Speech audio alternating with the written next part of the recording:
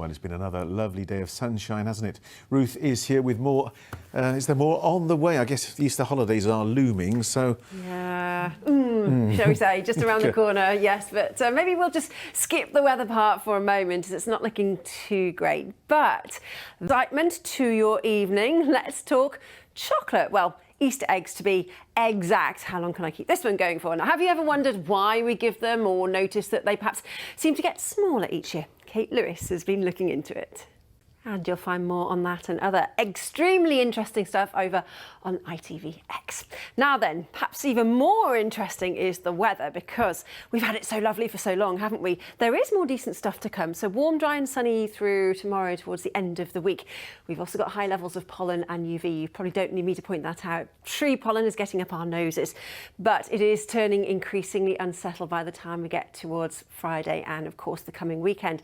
Why? Well, high pressure has brought the lovely stuff we've been enjoying. That, however, is being kicked into touch by a whole mess of frontal systems. They're working their way into the northwest, others coming up across the south too.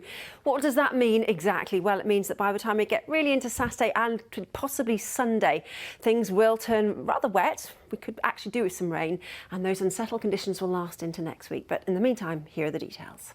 So unsettled, but not a washout, and the signs are there may be something a little bit calmer for the actual Easter weekend, but obviously we'll keep you posted on that. Good. We live in hope. Absolutely. Ruth, thanks very much.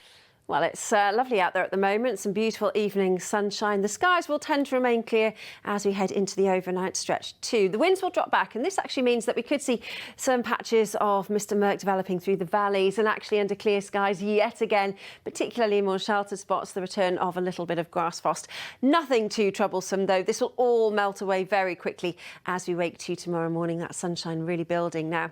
So it could be quite a gloomy start, and again we could see some high-level cloud just nudging into eastern areas, but during the course of the morning this will all lift away, and yet again more blue sky and this spring sunshine.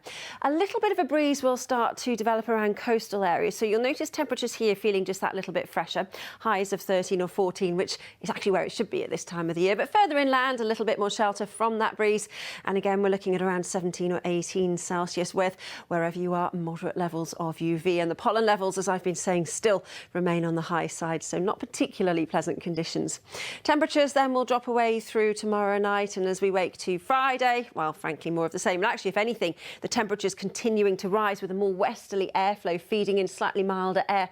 Thankfully, we lose the easterly wind that's been making it feel just that little bit fresher recently. So highs by Friday of 19 or 20 in Celsius. But you can see just behind my head, there is a frontal system that'll start to push into far northwestern parts of the UK, Scotland and Northern Ireland, bringing cloudier conditions and the first signs of some rainfall, setting us up then for a rather unsettled feel as we head into the coming weekend, with more unsettled weather typically in time for the holidays next week.